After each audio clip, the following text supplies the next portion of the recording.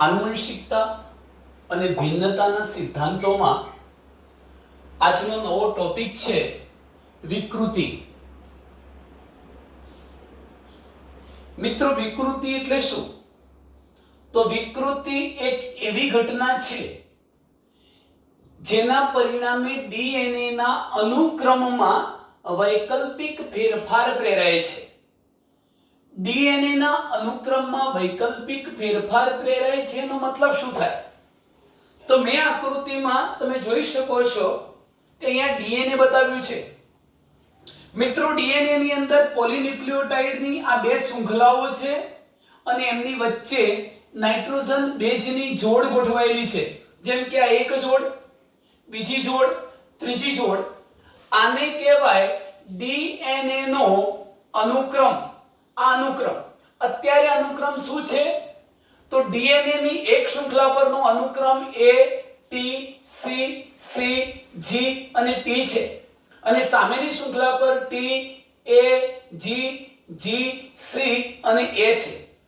કોઈક કારણસર મિત્રો એવું થઈ જાય કે ડીએનએ ની આ શૃંખલા પર આવેલો આ નાઇટ્રોજન બેઝનો ક્રમ બદલાઈ જાય। ધારો કે અહીંયા હું A ની જગ્યાએ C કર દઉં, C ની જગ્યાએ T કર દઉં, તો હવે આ અનુક્રમ કેવો થઈ ગયો કહેવાય? બદલાઈ ગયો કહેવાય। આ જનીનનું બંધારણ બદલાઈ ચૂક્યું છે। જનીનમાં શું આવી ગઈ કહેવાય? વિકૃતિ આવી કહેવાય।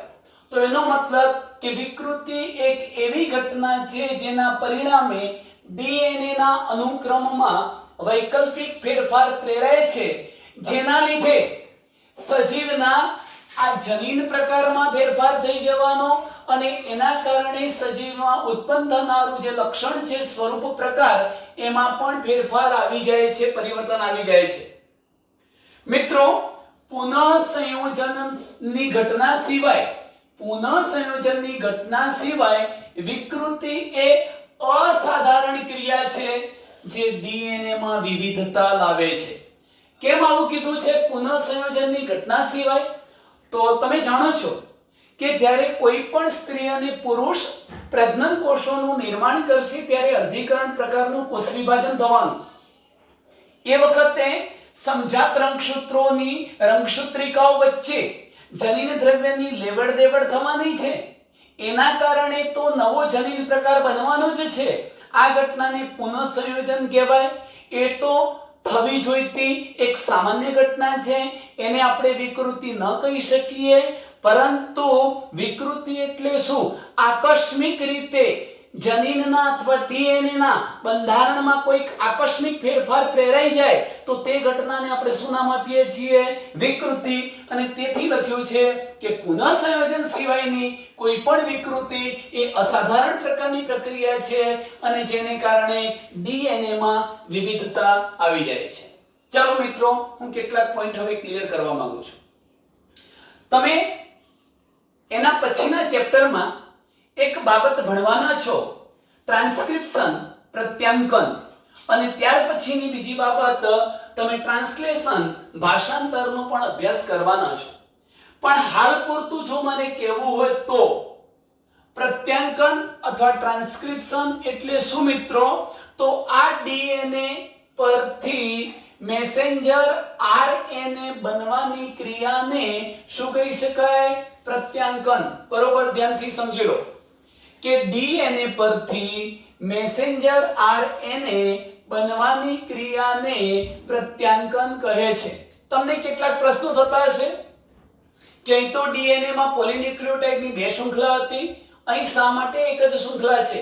તો મિત્રો આ યાદ રાખો કે આરએનએ રિબોન્યુક્લિક એસિડમાં પોલીન્યુક્લિયોટાઇડની એક જ શૃંખલા હોય માટે આ એક શૃંખલા બતાવી। બીજું એ પણ યાદ રાખજો કે અહીંયા જ્યારે ડીએનએ પરથી મેસેન્જર આરએનએ બને છે ત્યારે બંને શૃંખલાઓ પૈકીની કોઈ એક શૃંખલા ટેમ્પલેટ શૃંખલા તરીકે વર્તે છે। ટેમ્પલેટનો મતલબ થાય કે ડીએનએ ની બે શૃંખલા પરની જો બે શૃંખલા પૈકીની જે શૃંખલા મેસેન્જર આરએનએ નું નિર્માણ કરવા માટેની માહિતી પૂરી પાડશે તે શૃંખલાને શું નામ આપીશું? ટેમ્પલેટ શૃંખલા. અહીંયા બે પૈકીની આ શૃંખલા ટેમ્પલેટ શૃંખલા છે.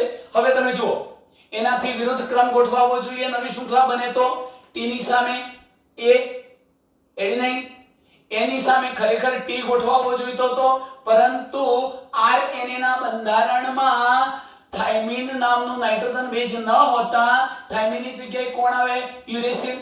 G ની સામે C, G ની સામે C, C ની સામે G અને ફરી એની સામે T ની જગ્યાએ કોણ આવી ગયું? યુરેસિલ. આ રીતે શું બન્યું મિત્રો? Messenger RNA. આ ઘટનાને કહેવાય પ્રત્યાંકન. હવે આ મેસેન્જર RNA પર આવેલ 3 ક્રમિક ન્યુક્લિયોટાઇડ નું જૂથ, જેમ કે AUC, ધારો કે આ 3 ક્રમિક ન્યુક્લિયોટાઇડ નું જૂથ CGU, આને કહેવાય જનીન સંકેત. શું કહેવાય મિત્રો? જનીન સંકેત કહેવાશે, જેનેટિક કોડ. આ જનીન સંકેતોનું કાર્ય શું છે? ચોક્કસ પ્રકારના એમિનો એસિડનું સ્થાન સૂચવવું. ચોક્કસ પ્રકારના એમિનો એસિડનું સ્થાન સૂચવે છે. પરિણામે કોષરસમાં આવેલા ટ્રાન્સફર RNA અહીંયા જે એમિનો એસિડનું સ્થાન સૂચવાયું હતું એવા એમિનો એસિડને શોધી લાવીને ગોઠવશે. આ એક એમિનો એસિડ, એના પ્રમાણે અહીંયા બીજો આવવાનો, એવો ત્રીજા જનીન સંકેત દ્વારા ત્રીજો આવવાનો. જુદા જુદા પ્રકારના એમિનો એસિડ એકબીજા સાથે પેપ્ટાઇડ બંધ દ્વારા જોડાઈ જશે. પોલીપેપ્ટાઇડની એક લાંબી ચેઇન અથવા શૃંખલા બનાવશે, જેને પ્રોટીન કહીશું. અને મિત્રો તમે જાણો છો કે આપણા શરીરમાં જે પ્રકારનું પ્રોટીન નિર્માણ પામે છે એવું જ લક્ષણ ઉપસ્થિત થાય છે. આ સમગ્ર ઘટનાને કહેવાય જનીન અભિવ્યક્ત થયું. આ જનીન અભિવ્યક્ત થયું એટલે જનીને અભિવ્યક્ત થઈ ચોક્કસ પ્રકારનું લક્ષણ નિર્માણ કર્યું, સ્વરૂપ પ્રકાર લાવ્યું. હવે મિત્રો તમે જુઓ કે જો આ જનીનના બંધારણમાં કોઈ પણ પ્રકારનો ફેરફાર નથી થતો તો બનવું જોઈતું પ્રોટીન બનશે અને ઈચ્છનીય જે લક્ષણ બનવું જોઈએ એ જ બનવાનું. પરંતુ કોઈ કારણસર જનીનના બંધારણમાં ફેરફાર થઈ જાય છે તો બનનારું મેસેન્જર RNA પણ બદલાઈ જવાનું, એનું બંધારણ બદલાઈ જશે. એને પરિણામે અહીંયા જે એમિનો એસિડની ચોક્કસ ગોઠવણી હોવી જોઈએ એ બદલાઈ જવાની, પરિણામે પ્રોટીન બદલાવાનું અને બદલાયેલા પ્રોટીન દ્વારા લક્ષણ એટલે કે સ્વરૂપ પ્રકાર હતો એ પણ શું થઈ જશે? બદલાઈ જશે. આ ઘટનાને આપણે શું કહીએ છીએ? વિકૃતિની પ્રક્રિયા કહીશું. બીજા નંબરનો મુદ્દો જરા ધ્યાનથી સમજજો મિત્રો. તમે એ પણ જાણો છો કે મેં આટલો ભાગ લીધો છે, શું છે? એક જનીન છે. અને જનીનનો મતલબ શું થાય છે? તો રંગસૂત્ર પર એના બંને છેડા સુધી લંબાયેલું ગુંચળાકાર આ DNA આવેલું છે. એ પૈકી DNA ની નિશ્ચિત લંબાઈ ધરાવતો તમે ટુકડો લો છો, એક નિશ્ચિત ન્યુક્લિયોટાઇડનો ક્રમ ધરાવતો ટુકડો, એને શું કહી શકાય? જનીન. આમ મિત્રો એક રંગસૂત્ર પર એક જનીન, બીજું જનીન, ત્રીજું, એવા અનેક જનીનો પણ હોઈ શકે જે મેં અહીંયા બતાવ્યા છે. એક રંગસૂત્ર પર આ રીતે કોણ આવેલા હશે? જનીનો. તો અહીં જુઓ કે પ્રત્યેક રંગસૂત્રિકામાં, આ રંગસૂત્રની રંગસૂત્રિકા કહેવાય, પ્રત્યેક રંગસૂત્રિકામાં એક છેડાથી બીજા છેડા સુધી સળંગ અત્યંત ગુંચળાકાર DNA નું એક કુંતલ આવેલું હોય છે. હવે મહત્વની બાબત એ છે કે આ DNA કાં તો જનીનમાં બે ઘટનાઓ, આમ તો આપણા સિલેબસમાં મિત્રો માત્ર બે જ ઘટના લખી છે, ત્રીજી ઘટનાનો ઉલ્લેખ નથી, ઉત્ક્રમણ. પણ ઉત્ક્રમણ પણ થઈ શકે, જેના કારણે વિકૃતિ આવી શકે. તો વિકૃતિને પ્રેરતી મુખ્ય બે ઘટનાઓ અહીંયા બતાવી છે કે DNA માં એક તો લોપ થવાનો અને બીજી ઘટના થવાની દ્વિગુણન. લોપ અને દ્વિગુણન રંગસૂત્રમાં ફેરફાર પ્રેરે છે. કેવી રીતે હું સમજાવું છું? રંગસૂત્રમાં થતો આ ફેરફાર અસાધારણ વિપથનને જન્મ આપે છે. અસાધારણ વિપથનનો મતલબ થાય અસામાન્ય, અનિયમિતતા, રોગો, રોગને જન્મ આપશે. કઈ ઘટના રોગને જન્મ આપશે? કે આ જે DNA હતું એની અંદર લોપ થઈ જાય કાં તો દ્વિગુણનની ઘટના થઈ જાય તો રંગસૂત્રમાં પણ શું થઈ જવાનો છે? ફેરફાર. હું બતાવું છું. રંગસૂત્રમાં થતો આ ફેરફાર અસાધારણ વિપથનને જન્મ આપે છે. ઉદાહરણ તરીકે જો તમે કેન્સર કોષોનો અભ્યાસ કરો તો એમાં આ પ્રકારની વિકૃતિ તમને જોવા મળે છે. હવે મિત્રો બે ઘટના સમજાવું છું. ચલો લોપ એટલે શું? લોપને સમજવા માટે આટલી બાબતને યાદ રાખો કે મેં અહીંયા કોઈ એક રંગસૂત્ર બતાવ્યું છે. આવું એક રંગસૂત્ર બતાવ્યું છે મિત્રો, અને એ રંગસૂત્ર પર જનીન બતાવ્યા છે. A B C D E અને F જનીન બતાવ્યા છે. હવે તમે ઘટના વિચારો. લોપ થવો એનો મતલબ એવો થાય છે કે આ રંગસૂત્ર હતું એ કાં તો છેડાના ભાગેથી કાં તો વચ્ચેના ભાગેથી કપાઈ જવું. કપાઈ જવું એટલે એટલો ભાગ દૂર થઈ ગયો. જો મિત્રો એટલો ભાગ દૂર થાય તો એના પરનું જનીન પણ કેવું થઈ જાય? આ જનીન પણ દૂર થઈ જાય. તો એના કારણે જે વિકૃતિ આવી એ કયા પ્રકારની વિકૃતિ કહેવાય? લોપ થવો. જેમ કે મેં ઘટના બતાવી છે કે એક રંગસૂત્ર પર A B C D E F જનીનો હતા, એમાં અહીંયા છેડા પરથી લોપ થયો, આટલું રંગસૂત્રનો ટુકડો ગુમાવાયો, પરિણામે એના પર રહેલું A જનીન પણ ગુમાવાઈ ગયું. તો નવું સ્વરૂપ રંગસૂત્ર પરનું શું બન્યું? B C D E F. હવે મિત્રો એ જનીન દ્વારા જે લક્ષણ આવવું જોઈતું હતું એ ન આવે, આને વિકૃતિ કહેવાય. એના કારણે લક્ષણ અથવા સ્વરૂપ પ્રકાર બદલાઈ જવાનું છે. એનું હું તમને ઉદાહરણ આપું છું. ક્રાયડુ ચાર્ટ નામની ખામી. મનુષ્યમાં ક્રાયડુ ચાર્ટ નામની ખામી. બીજું ઉદાહરણ મારે કેવું હોય, ફિલોડેલ્ફિયા સિન્ડ્રોમ કહી શકો. આ ક્રાયડુ ચાર્ટ નામની ખામીની અંદર બાળકના રડવાનો અવાજ બિલાડીના રુદન જેવો થઈ જાય. તો આ પણ એક પ્રકારની શું કહી શકાય? વિકૃતિ કહી શકાય. મિત્રો આ ઉદાહરણ આપી શકાય. ચલો દ્વિગુણન એટલે શું? મિત્રો તમે જાણો છો કે રેપ્લિકેશન થાય છે. રેપ્લિકેટ થવુંનો મતલબ સ્વયં જનન થવું. જ્યારે એક કોષમાંથી બે કોષ બનવાના છે મિત્રો, એક કોષમાંથી બે કોષો બનવાના છે, ત્યારે બંને કોષોને પિતૃકોષ જેવું જ ડીએનએ મળી રહે એ હેતુથી ડીએનએ સ્વયં જનન પામે છે. ડીએનએ ની બે કોપી બને છે.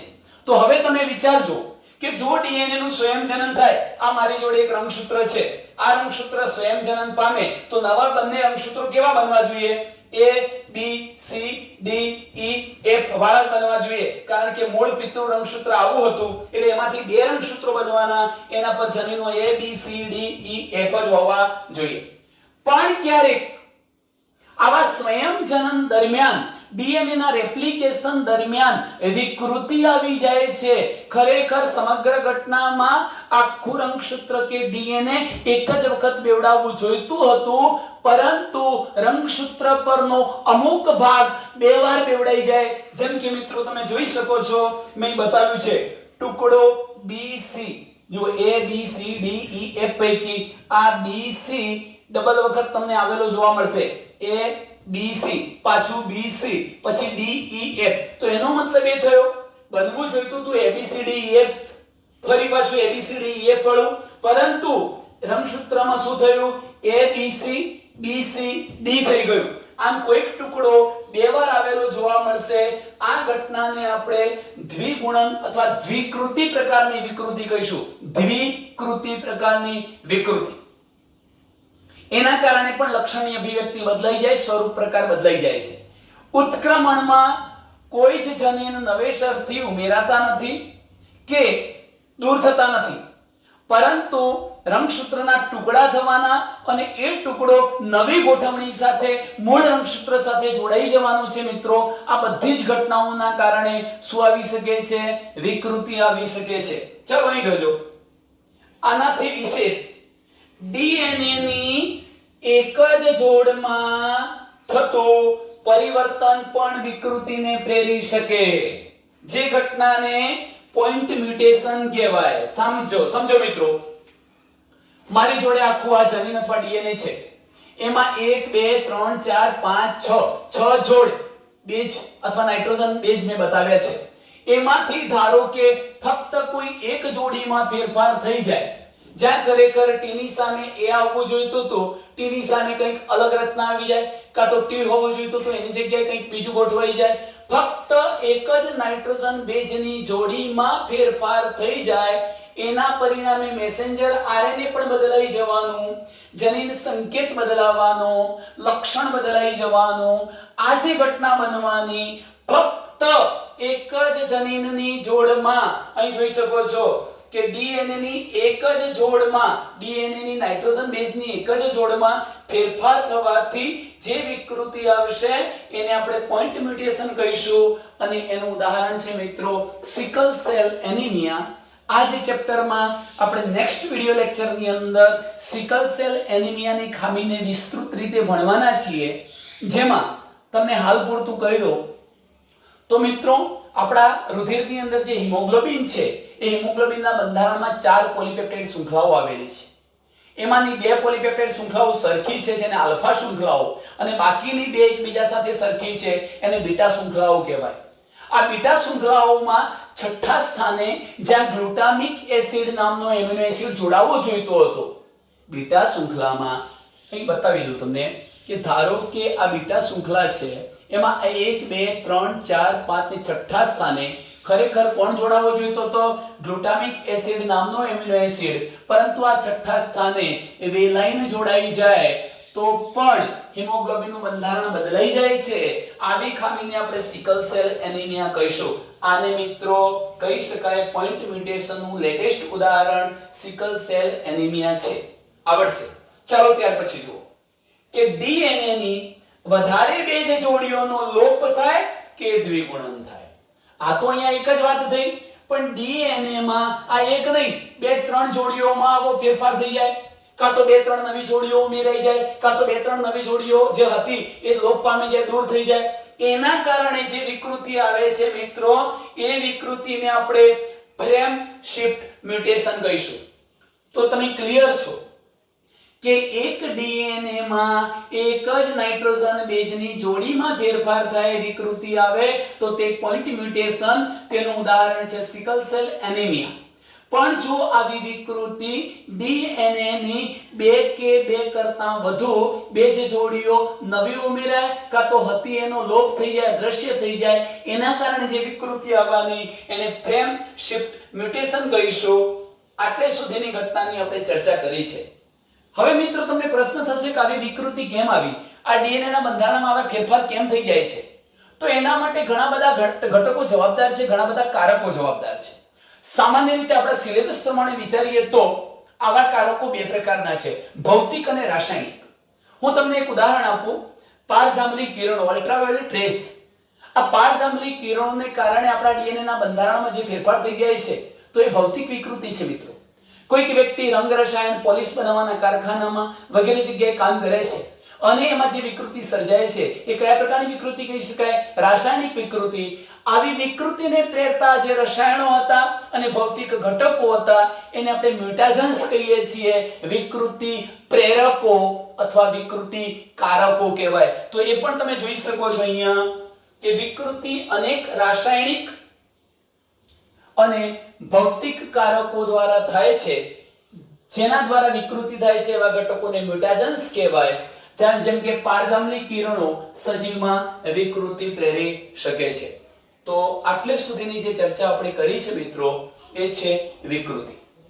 હવે જે નવા ટોપિક તરફ આપણે જઈ રહ્યા છીએ એ નવો ટોપિક છે વંશાવળી પૃથ્થકરણ, પેડિગ્રી એનાલિસિસ.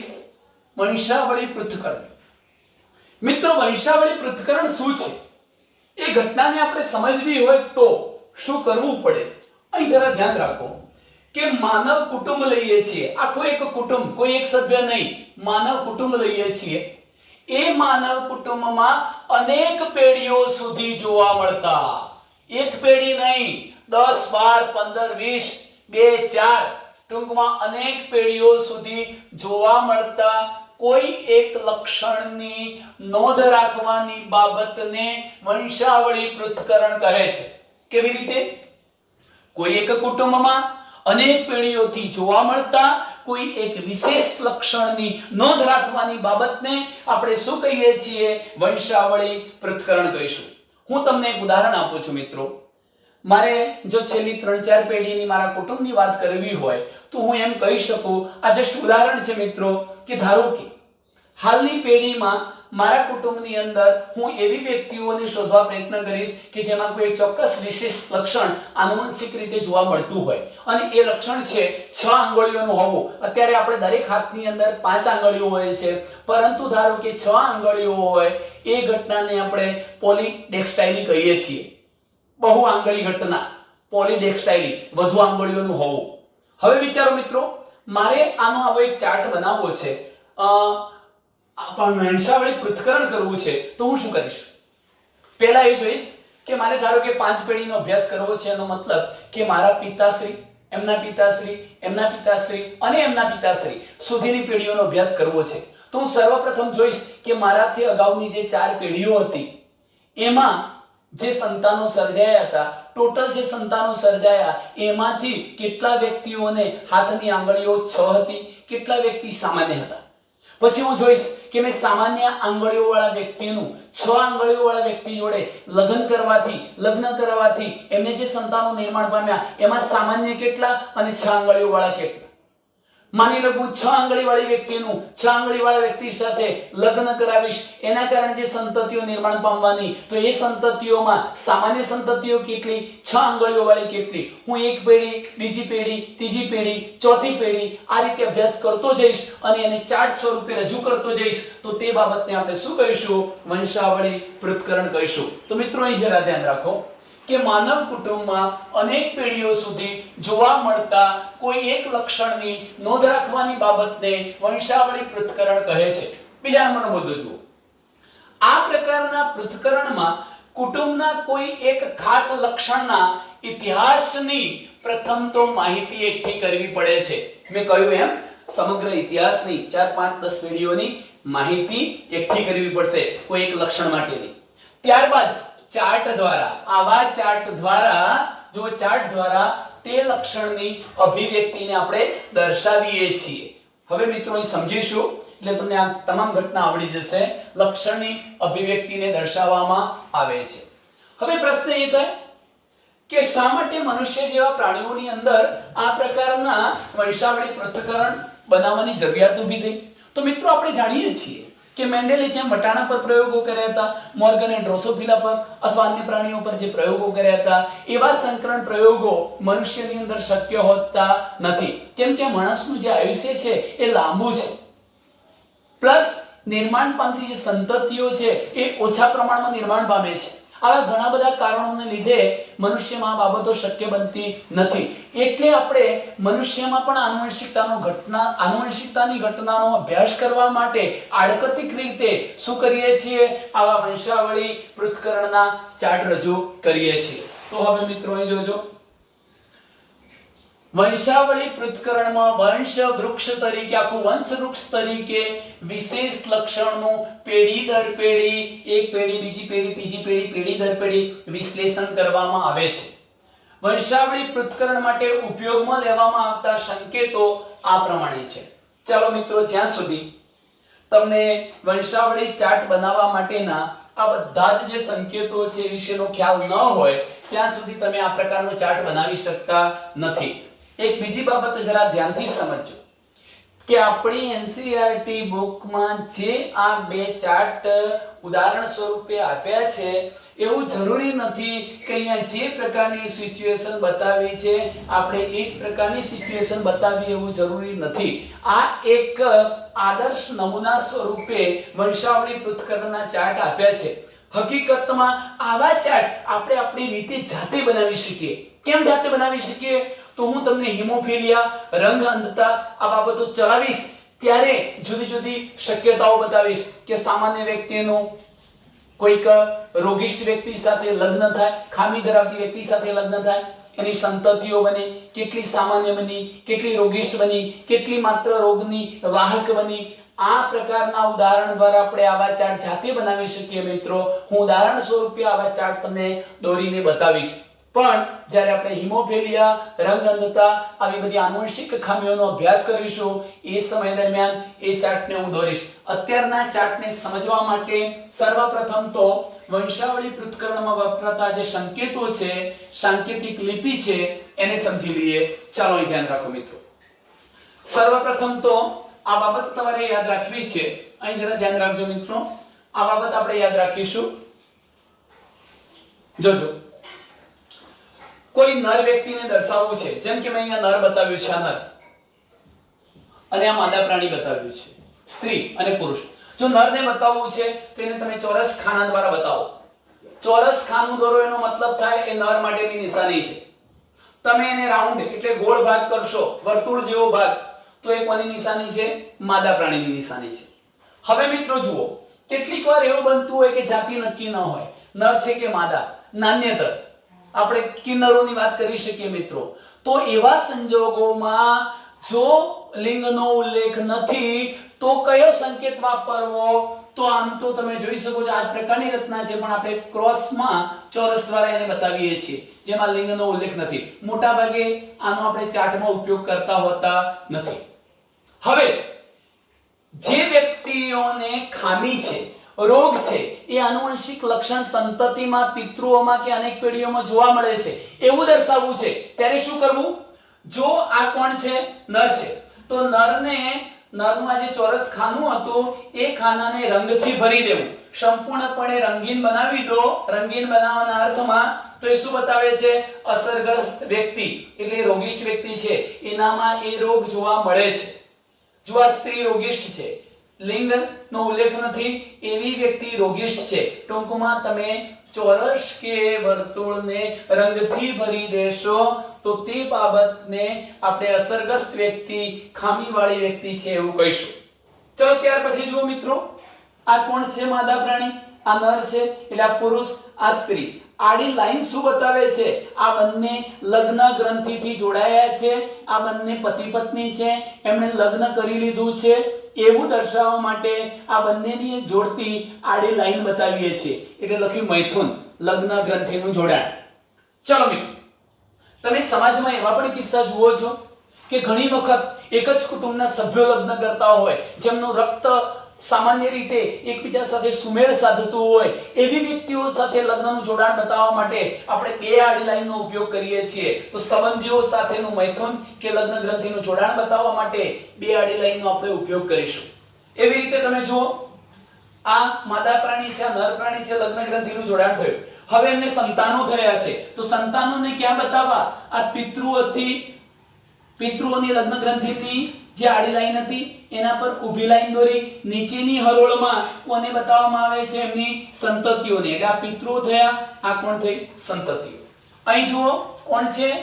સામાન્ય સ્ત્રી છે, સામાન્ય પુરુષ છે, લગ્ન ગ્રંથિથી જોડાયા, એને બાળક થયું છે, પણ આ બાળક નર છે કારણ ચોરસ બતાવ્યું છે, અને રંગીન થઈને ભરી દીધું છે, એનો મતલબ એ બાળક પ્રભાવિત નર સંતતિ છે, એને રોગ થયો છે એવું બતાવીએ. અને તમે જુઓ છો આ લિંગનો ઉલ્લેખ નથી એવી સંતતિ એટલે એ પ્રભાવહીન, પ્રભાવ વગરની એટલે રોગિષ્ઠ નથી એવી, નાન્યતર અથવા લિંગનો ઉલ્લેખ નથી તેવી સંતતિ બની છે. મિત્રો આ ઉલ્લેખ આપણે અહીંયા જોયો. ચાલો હવે આ બંને ચાર્ટને સમજીએ છીએ. આપણી બુકમાં ઘણી વખત આના આધારે ટૂંકો પ્રશ્ન પણ પૂછી શકાય મિત્રો.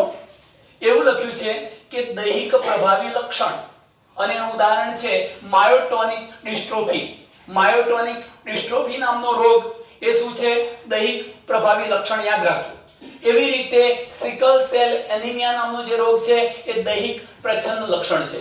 બે શબ્દોને સમજીએ કે દૈહિક પ્રભાવી અને દૈહિક પ્રચ્છન્ન એટલે શું? દૈહિક એટલે આપણે જે 22 જોડ રંગસૂત્રોની વાત કરીએ છીએ, નર અને માદામાં સમાન રંગસૂત્રો છે, દૈહિક રંગસૂત્રો સાથે સંકળાયેલી આ ખામી છે. બીજું કે દૈહિક રંગસૂત્રો પર આવેલા પ્રભાવી જનીનો જો આ ખામી માટે જવાબદાર હોય ત્યારે આપણે એને શું કહીએ છીએ? દૈહિક પ્રભાવી લક્ષણની ખામી, માયોટોનિક ડિસ્ટ્રોફી. પણ દૈહિક રંગસૂત્રો પર આવેલા પ્રચ્છન્ન જનીનો જો ખામી માટે જવાબદાર હોય તો દૈહિક પ્રચ્છન્ન લક્ષણ કહેવાય, સિકલ સેલ એનિમિયા. ચલો મિત્રો હવે ચાર્ટને સમજીએ. ચાર્ટમાં શું સમજી? બિલકુલ સિમ્પલ છે. આવા ચાર્ટ આપણે જાતે બનાવવાના છીએ. હું તમને ઉદાહરણો આપીશ, એના આધારે તમે જાતે પણ આ પ્રકારના ચાર્ટ દોરી શકશો. ચાલો ધ્યાન રાખો મિત્રો, આ નર છે, ચોરસ દોર્યું એટલે નર છે. આ નર કેવું? સામાન્ય. અને આ માદા છે, પણ કેવી છે? ખામીવાળી. કેમ? કારણ કે આ વર્તુળને આપણે ભરી દીધું છે. તો ખામીયુક્ત અથવા જેને કોઈ વિશેષ રોગ માટેનું લક્ષણ છે એવી માદાનું સામાન્ય નર સાથે લગ્ન કરાવતા એને સંતતિઓ બની. જો પિતૃ પેઢીને એક ક્રમ આપ્યો, એની સંતતિ જે બની બીજી પેઢીને બીજો ક્રમ આપ્યો, ત્રીજી પેઢી બનવાની એને ત્રીજો ક્રમ આપીશું. આ રીતે આપણે રોમન લિપિમાં ક્રમ આપી શકીએ. બીજું કે આ બંને વચ્ચે લગ્ન થવાથી એમને જે સંતાનો પેદા થયા એ 1 2 3 અને 4 છે. મેં 1 2 3 ને 4 આડી લાઈનમાં ક્રમ આપ્યા છે. 1 2 3 4. તમે જોઈ શકો છો કે 4 સંતાન પૈકી એને 2 કોણ છે? પુત્રીઓ અને 2 પુત્ર છે. એમાંથી એક પુત્રી કેવી છે? સામાન્ય, અને બીજી પુત્રી રોગિષ્ઠ છે. 2 પુત્રો પૈકી એક પુત્ર સામાન્ય અને બીજો પુત્ર રોગિષ્ઠ છે. હવે સમાજમાં જુદા જુદા પ્રકારના જોડાણોની શક્યતા બને, જેમ કે સામાન્ય પુત્રનું અન્ય સામાન્ય સ્ત્રી સાથે લગ્ન કરાવતા હવે જે સંતતિઓ બનવાની, ધારો કે 3 બને છે, 1 2 અને 3, 2 સામાન્ય પુત્રી, 1 સામાન્ય પુત્ર. પણ બીજી શક્યતા જુઓ કે અહીંયા નિર્માણ પામેલી જે રોગિષ્ઠ સ્ત્રી હતી એનું સામાન્ય પુરુષ સાથે લગ્ન કરાવતા જે સંતતિઓ બને છે એમાં અહીંયા 2 પુત્રો બતાવ્યા છે, 1 પુત્રી બતાવી છે. પુત્રો સામાન્ય છે જ્યારે પુત્રી કેવી બને છે? રોગિષ્ઠ. આ જ પ્રકારનું ચાર્ટ મિત્રો અહીં છે. નર માદા બધે સામાન્ય છે. એમને 1 2 3 4 અને 5 સંતાનો થાય છે. એ પૈકી જુઓ આ જે છે 1 2 અને 3 પુત્રો, 2 પુત્રો સામાન્ય, 1 પુત્ર કેવો છે? રોગિષ્ઠ. 2 પુત્રી થાય છે, એમાંની 1 પુત્રી રોગિષ્ઠ, બીજી સામાન્ય. હવે સામાન્ય પુત્રીનું અન્ય સામાન્ય નર સાથે લગ્ન કરાવતા જે સંતતિ બને છે એમાં 1 પુત્ર અને 2 પુત્રી બતાવી છે. આ પુત્રીઓ જે છે એ કેવી છે? સામાન્ય, અને પુત્ર પોતે કેવો બને છે? રોગ ધરાવતો, રોગિષ્ઠ વ્યક્તિ. તો આ પ્રકારના તમે વંશાવળી પૃથ્થકરણ ચાર્ટ આપી શકો. મિત્રો છેલ્લી બાબત, ખાલી માહિતી છે થોડી સમજી લેજો, અને ત્યાર પછી આ બધા રોગોની આપણે અહીંયા લખેલા જે રોગો છે એના વિશે આપણે ચર્ચા કરવાના છીએ. મેન્ડેલિયન અનિયમિતતા. મેન્ડેલે રંગસૂત્ર પરના જનીનના બંધારણમાં જો ફેરફાર થઈ જાય એકાદ જનીન જોડમાં, એના કારણે કઈ ખામીઓ નિર્માણ પામી શકે એ બાબત રજૂ કરી છે. તો ધ્યાન રાખો, મેન્ડેલિયન અનિયમિતતાઓ. આવી અનિયમિતતા એટલે ખામીઓને 2 જૂથમાં વહેંચી શકાય. મેન્ડેલિયન અનિયમિતતા છે અને બીજી રંગસૂત્રીય અનિયમિતતા. એનો મતલબ એવો થયો મિત્રો કે કોઈ એક જનીનમાં વિકૃતિ આવે, કોઈ એક જનીનમાં વિકૃતિ આવી જાય તો તેને આપણે મેન્ડેલિયન અનિયમિતતા કહીશું. પરંતુ કેટલીક વાર એવું બને છે કે આપણામાં રંગસૂત્રો ખરેખર હોવા કેટલા જોઈએ? 23 જોડ એટલે 46. પણ 23 જોડની જગ્યાએ એટલે 46 ની જગ્યાએ 44 થઈ જાય, 45 થઈ જાય, 47 48 થઈ જાય, કેટલીક વાર 72 થઈ જાય, કેટલીક વાર 96 થઈ જાય. તો રંગસૂત્રોની સંખ્યામાં ફેરફાર થઈ જાય એના કારણે જે વિકૃતિ આવવાની, વિકૃત લક્ષણો આવવાના એને રંગસૂત્રીય અનિયમિતતા કહેવાય. રંગસૂત્રોની સંખ્યામાં ફેરફાર થવાથી સર્જાતી વિકૃતિ રંગસૂત્રીય અનિયમિતતા, રંગસૂત્રીય વિકૃતિ કહેવાય. એના ઉદાહરણો પણ હું તમને આપું છું અત્યારે હાલ પૂરતા. મોનોસોમી એટલે હોવા જોઈતા રંગસૂત્રોની જગ્યાએ 1 રંગસૂત્ર ઓછું, 45. નલિસોમી હોવા જોઈતા રંગસૂત્રો પૈકી 2 રંગસૂત્રો ઓછા, 5n-2.